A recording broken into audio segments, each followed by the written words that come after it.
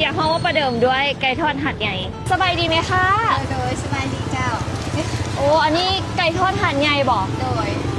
เป็นอย่างคือว่าหัดใหญ่ ไปเฮียนสูตรมาแต่พูนเจ้า อ๋อไปเฮียนสูตรอยู่พุ่นบอก โดย แบบเขาไปเฮียนนั่นเขาเคยไปขายอยู่หัดใหญ่บอก โดย หรือว่าไปซื้ออยู่หัน ไปบ่ได้ไปหัดใหญ่แต่ว่าไปแถวอ่างทองเราจะไปขายทีแรกจะไปไปเฮ็ดลูกน้องจ้ะจะจ้างไปขาย โดยแล้วก็เลยได้สูตรนี้มาหากินบ้านเขาตื่มเนาะ โดย ขายจังไรนี่น่ะ ขายขาละ18 บาทจ้ะ อันนี้บอก โดย อันไก่ทอดหาดใหญ่เขาก็ยังบ่เคยกินมันต่างจากอันไก่ทอดบ้านเขาจังไหน มันจะมีหลายสูตร เพราะว่าสูตรนี้เขาเอิ้นว่าหาดใหญ่มันจะแบบคนหาดใหญ่เขาเจ้ามากินแล้วก็เจ้าเฮ็ดแล้วก็เจ้าก็เฮ็ดมาขายแบบทั้งทั่วประเทศนั่นแหละแต่ว่าเขาไปเฮียนมาแล้วมันจะแบบบ่มีแป้งบ่ใส่แป้งหลาย เอาขาหนึ่งอันนี้ 18,000บอก โดย แล้วอันนี้เด๋ นั่นจะขาย38 อ๋อตัวนี้ 38 เป็นขาโต้ใหญ่อันนี้ก็18โดยเอาอันนี้ขาหนึ่งเอาพร้อมกินเลยเด้ออันนี้เขาต้องกินกับแจ่วบ่หรือเขากินละลาจังแซ่บ กินละล่าก็แซ่บแล้ว เอาเป็นละลากัน เพ ได้ ราะว่าสูตรหาดใหญ่มันจะแซ่บแล้วแต่ว่าจะแถมซอสอันนี้ให้เพราะว่าเด็กน้อยเขาเจ้ามักบ้านเขาส่วนหลายเด็กน้อยซื้อแล้วเขาเจ้าจะกินในซอสอันนี้ อ่า เลยซื้อซอสอันนี้ให้ ขายยูนิตโดดแล้วบอ ประมาณ5-6 ปีแล้ว โอ้โดดแล้วได้เนาะคืออันนี้นี่แม่นั่นขายมื้อหนึงตั้งแต่จักโมงหาจักโมง ประมาณ3 โมงค่ะ7 โมงครึ่ง 3 โมงหา7 โมงครึ่งตลาดนี้เพิ่นเปิดทุกมื้อบอก โดยเขาจะเพิ่มมือเพื่อได้ชิม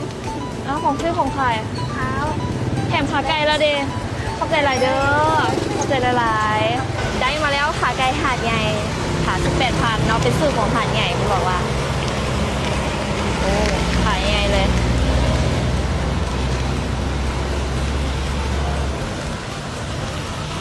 แป้งกับโบได้หลายเลยคุณบอกเขาจะแบบพอเอือกๆกรอบๆหอม